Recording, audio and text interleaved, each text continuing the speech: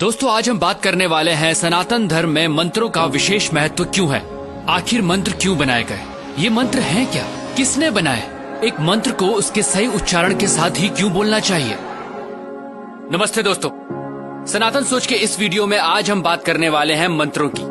देखिए सबसे पहले तो मंत्र का शाब्दिक अर्थ जानने की जरूरत है। ऐसी ध्वनि जो आपको मेंटल पीस दे, आपके मन को शांत करे, वो ही मंत्र है। हमारे शास्त्रों में कहा गया है मना तार्यति इति मंत्र, यानी मन को तारने वाली ध्वनि ही मंत्र है। दोस्तों सनातन धर्म में मंत्र जपना हजारों सालों से चला आ रहा है। वो ऋग्वेद के तीसरे मंडला के 62 सूक्त का गायत्री मंत्र हो जो ऐसी वाइब्रेशंस पैदा करता है कि इंसान के साथ साथ सभी पेड़ पौधों और जानवरों के लिए भी लाभदायक है। या ऋग्वेद के ही 7वें मंडला के 59 सूक्त का महामृत्युंजय मंत्र, जिसे मृत्यु को जीतने वाला मंत्र भी कहा जाता है। और भी ऐसे कई वैदिक मंत्र हैं जिन्हें चैंट करने से हमारे फिजियोलॉजिकल और साइकोलॉजिकल फंक्शंस यानी शरीर और दिमाग पर पॉजिटिव इम्पैक्ट पड़ता है।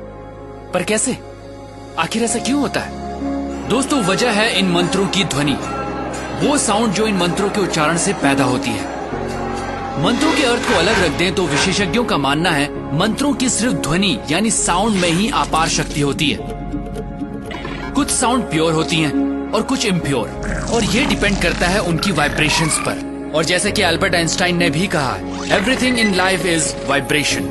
मॉडर्न साइंस ने साउंड और लाइट दोनों को वाइब्रेशंस ही माना है। अब अगर आपको साउंड को लाइट में बदलना है तो फ्रीक्वेंसी को आपको 40 ऑक्टेव तक बढ़ाना होगा, और तब जो आपको वाइब्रेशन मिलेगी वो ट्रिलियंस ऑफ साइकिल्स पर सेकेंड होगी, और वो एक लाइट के रूप में आपके सामने होगी।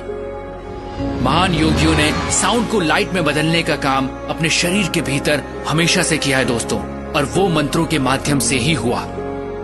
दोस्तों इस वीडियो के माध्यम से हम आपको ये नहीं बताना चाह रहे कि कौन सा मंत्र आप पर क्या प्रभाव डालता है, बल्कि हम मंत्रों की अद्भुत शक्ति के बारे में आपको बताना चाहते हैं। और इसे सिर्फ रिलीजियस चश्मों से नहीं, साइंटिफिक अप्रोच से देखना पड़ेगा। मंत्रों के साउंड आपके लिए लाइफ के नए डायमेंशंस खोलते हैं। ये ऐसी साइंस है जिसमें आप साउंड की मदद से अपने आसपास और अपने अंदर एक खास एटमॉस्फेयर बनाते हैं, जिससे आपका माइंड एक्टिवेट होता है। लगातार मंत्रों की चैंटिंग से न सिर्फ फोकस बेटर होता है बल्कि मेमोरी और अटेंशन भी बढ़ता है, क्योंकि मंत्र आपके ब्रेन सेल्स एक्टिवेट करने में हेल्पफुल साबित होते हैं। अगर मंत्रों को सही उच्चारण सही फ्रीक्वेंसी के साथ बोला जाता है तो न सिर्फ ब्रेन को प्रॉपर ऑक्सीजन पहुंचती है बल्कि ब्लड प्रेशर भी कंट्रोल में आ सकता है। और ये भी साबित हुआ है कि खास मंत्रों को चैंट करने से ब्रेन का लेफ्ट और राइट हेमिस्फेयर सिंक्रोनाइज होता है।